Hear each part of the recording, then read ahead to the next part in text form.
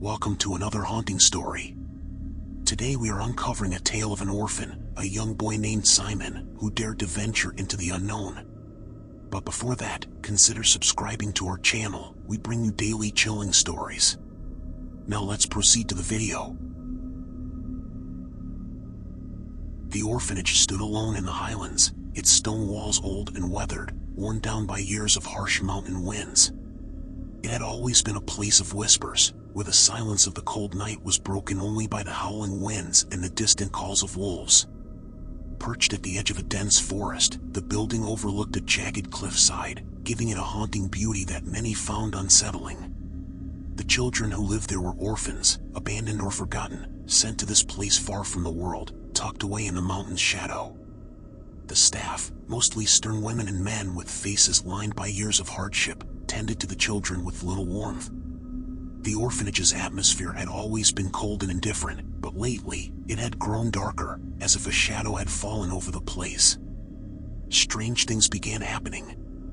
At first, it was small, the sound of footsteps in the corridors late at night when no one was supposed to be awake, or doors creaking open without anyone near them. The air felt heavier, thicker, and a chill seemed to creep into the very bones of anyone who stayed too long.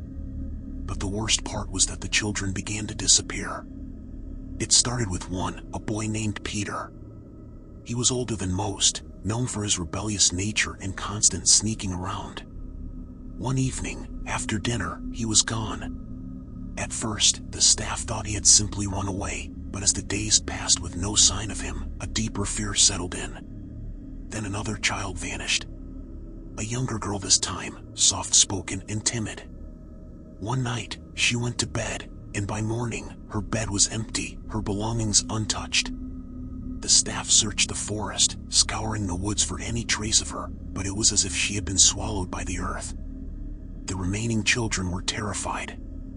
They whispered to each other in hushed tones about a monster that lurked in the woods, a creature that took those who wandered too far from the orphanage. The staff dismissed these stories as childish fears, but they couldn't ignore the fact that something was very wrong. One morning, a boy named Simon, no older than 9, decided to explore the woods. He had heard the rumors and had felt the same cold dread that everyone else did, but he was curious. He wanted to know if the stories were true, if there really was something out there, lurking in the shadows. The forest surrounding the orphanage was dense, with towering trees whose branches seemed to block out the sun. The air was damp and thick with the smell of moss and decay. As Simon walked deeper into the forest, the sound of the orphanage faded away, replaced by the rustling of leaves and the occasional snap of a branch. It was there, in the depths of the forest, that Simon found the cave. The entrance was hidden by thick vines and underbrush, but Simon, ever curious, spotted it almost by accident. It was a dark, gaping hole in the side of the mountain, large enough for a child to walk through without having to duck. There was something about the cave that made Simon's skin crawl. The air that emanated from its mouth was cold, far colder than the chill of the forest. And yet, something drew him in. Against his better judgment, Simon stepped closer, peering into the darkness. Inside the cave, the light from the entrance barely penetrated the blackness beyond. The walls were rough, carved out of ancient stone, and the air was damp with the scent of earth and decay. Simon could hear something, a faint, almost imperceptible noise coming from deeper within. It sounded like breathing, but not human. It was heavy, labored, and it echoed off the walls in a way that made Simon's heart race. He stepped forward cautiously, his small feet making almost no sound on the dirt floor. As he ventured deeper into the cave, the air grew colder still, until his breath came out in visible puffs. The noise was getting louder now, more distinct, and with it came a smell that made Simon gag, a stench of rotting flesh, of death. He should have turned back, should have run as fast as he could out of the cave and back to the orphanage, but something kept him moving forward. It was as if he was being drawn deeper by an unseen force.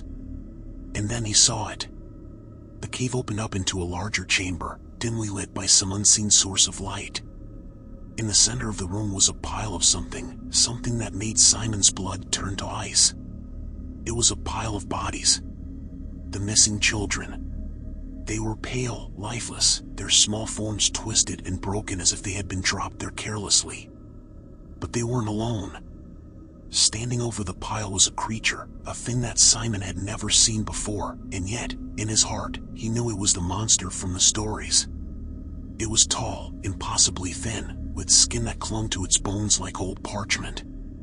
Its eyes were hollow, dark pits, and its mouth was a gaping maw filled with sharp, jagged teeth. It moved slowly, deliberately, as it reached down to pick up one of the children's bodies, inspecting it with a casual, almost bored expression. Simon tried to back away, but the creature turned suddenly, its hollow eyes locking onto him. It let out a low, guttural growl, a sound that echoed through the cave like the wail of the damned. Simon's heart pounded in his chest as he stumbled back, his legs barely able to carry him. The creature moved toward him, its long, bony fingers reaching out. Simon ran. He turned and sprinted back through the cave, his feet slipping on the damp stone as he tried to escape. The sound of the creature's footsteps followed him, heavy and deliberate, as it pursued him through the darkness. He could hear its breathing now, that horrible, wet sound, growing closer with every step. He burst out of the cave into the daylight, his lungs burning and his heart racing. But the creature didn't stop. It emerged from the cave behind him, its gaunt form looking even more terrifying in the light of day. Simon ran through the forest, his small legs pumping as fast as they could carry him. The trees seemed to close in around him, the branches clawing at his clothes and skin as he ran. And then he tripped. Simon fell hard, the wind knocked out of him as he hit the ground. He tried to scramble to his feet, but the creature was upon him. Its cold, bony fingers wrapped around his ankle, pulling him back toward the cave. Simon screamed, kicking and thrashing, but it was no use. The creature was too strong. It dragged him back through the forest, its hollow eyes never leaving his face.